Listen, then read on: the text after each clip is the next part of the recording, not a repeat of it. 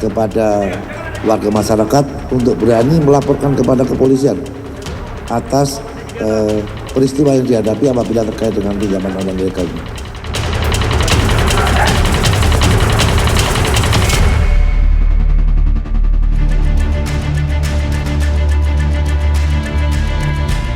Direktorat Tindak Pidana Ekonomi Khusus Bareskrim Polri menangkap pendana koperasi simpan pinjam solusi andalan bersama yang menaungi salah satu pinjaman online atau pinjol ilegal yang meneror seorang ibu di Wonogiri, Jawa Tengah hingga bunuh diri. Bos pinjol tersebut berinisial JS, yakni warga negara asing asal Cina. Pelaku JS ini diduga mengelola sejumlah aplikasi pinjol ilegal yang beroperasi di Indonesia. Dari hasil penyelidikan, ditemukan bahwa korban meninggal gantung diri akibat telah meminjam di 23 aplikasi peminjaman online ilegal. Salah satu di antaranya yaitu aplikasi Fulus Mujur yang dikelola pelaku JS. Dari tangan pelaku, polisi menyita uang senilai 20 miliar rupiah pada rekening bank pelaku. Bagaimana upaya pemberantasan pinjol ilegal ini agar masyarakat tidak kembali menjadi korban?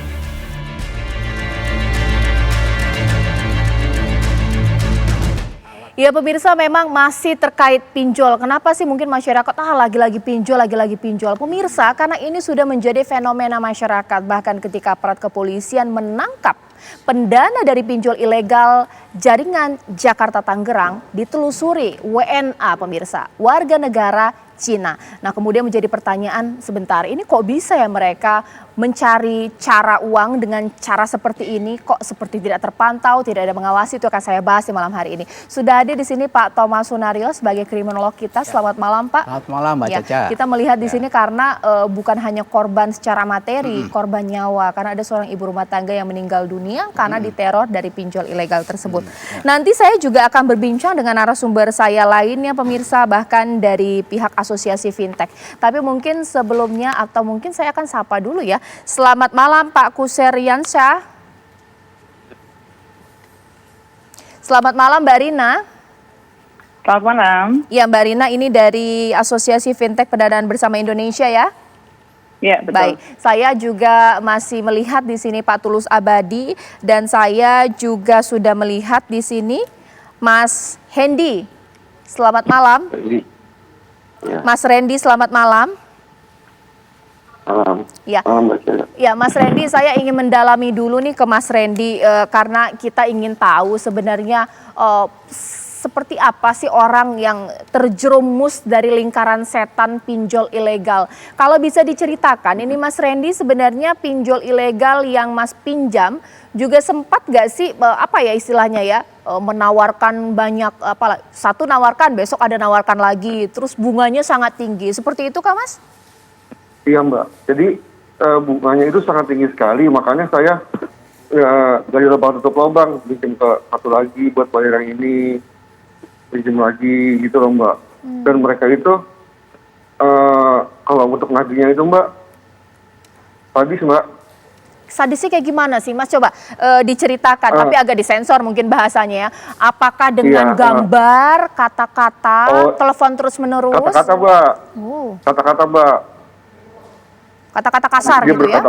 Iya, berkata kasar kepada saya, terus saya dibilang maling kotak amal. Wow. Terus pencabulan di bawah umur, saya dibilang kriminalitas. Nah itu disebar kontak saya Mbak, semuanya Mbak. Sebentar Mas, apakah teror itu juga ditujukan sama orang-orang terdekat dari Mas Randy sendiri? Iya Mbak, dia semuanya keluarga saya atau yang ada di kontak handphone saya itu semua di SMS. Kok bisa dapat sih Mas nomor kontak dari keluarga dan juga nomor kontak telepon Mas Randy? Kan sebelumnya kalau kita pinjol itu kan ada izinkan aplikasi. Jadi semua kontak kita kesana sama dia. Jadi sebenarnya Mas Randy selain terganggu diteror secara pribadi, keluarga yang diteror ini juga komplain ke Mas Randy gitu. Jadi apa, numpuk begitu ya? Semuanya Mbak. Jadi nah saya sampai dibikinin grup WA Mbak sama dia. Bantu hutang Randy. Terus ada gambar saya lagi pegang KTP. Nah semua kontak saya dimasukin ke WA tuh, grup WA. Malu lah istilahnya ya, malu berat pasti ya? Iya, malu berat Mbak. Saya ya malunya udah kebangetan malu Mbak. Sampai berapa lama dia bertahan bisa teror Itu- gitu? Kalau saya pikir kan itu biasanya teror itu, antar Mbak. juga reda sendiri gitu. Enggak Mbak, dia tiap hari Mbak. Kalau sebelum dibayar dia tiap hari neror. Dia bilang ke keluarga saya, katanya saya keluarga saya sebagai jaminan. Jadi dia minta dibayarnya ke keluarga saya juga, ke kontak saya. Sampai kan saya kan punya pekerjaan, bos saya tahu, jadi pekerjaan saya jadi hancur segala-galanya, gitu Mbak. Sampai ke kantor juga terornya. Iya. Oke, Mas Randy sempat melawan gitu, mengancam balik, mau laporin? Saya udah bilang saya mau ngelaporin segala macam, tapi dia tetap aja. Tiap hari itu pasti dia seluruh kontak saya tuh semuanya di chat berbagai macam, dia berganti-gantian, entah saya bilangnya saya mau kabur dari perusahaan, gitu loh. Sempat dibilang sudah meninggal juga ya ke orang-orang terdekat Mas Randy gitu. Itu gimana sih ceritanya, Mas? Mas Randy?